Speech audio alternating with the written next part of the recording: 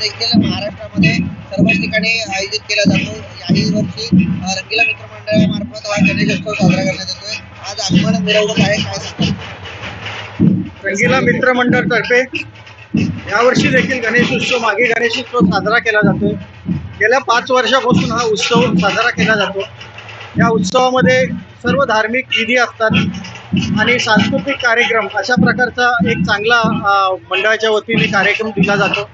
विभागातले सर्व समाजातील लोक एकत्र येऊन हा उत्सवाचं दर्शन असेल, उत्सव साजरा करण्यासंदर्भात असेल, एकत्र येतात। धर्मवीर आनंदीगे साहेबांनी सुरू केलेली परंपरा आहे, ते मुख्यमंत्री एकनाथ शिंदे साहेबांनी देखील कायमस्वरूपी ती पुढे नेण्याचा प्रयत्न केलेला आणि यशस्वीपणे पुढे गेलेली आहे। आपण पाहिलं असेल की कोरोना काळामध्ये देखील मुख्यमंत्री एकनाथ शिंदे साहेबांनी काय आदेश काढले होते, जे सांस्कृतिक कार्यक्रम आहेत, जे धार्मिक कार्यक्रम आहेत, ते सर्वांचं पालन करून आपण हा उत्सव साजरा करावा असे प्रकारचे आदेश दिले होते।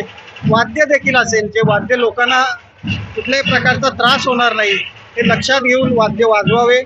मग ते कुठलंही असो, आपलं धार्मिक ढोल असे आहे किंवा मग भजन मंडळीचं असेल, मृदुंग टाळ वगैरे, किंवा मग ब्रास बँड असेल, बँजो असेल, असे अनेक वाद्य एकनाथ शिंदे साहेबांनी नियमानुसार करा आणि लोकांना कुठलाही त्रास होणार नाही अशा प्रकारच्या सूचना दिल्या होत्या। आणि त्या सूचनेप्रमाणे या विभागात देखील शिंदे साहेबांचं फार लक्ष असतं। छोटे छोटे कार्यक्रम असो, धार्मिक असो किंवा कोणतेही असो, त्याच्यामध्ये त्यांचा सहभाग नेहमी असतो।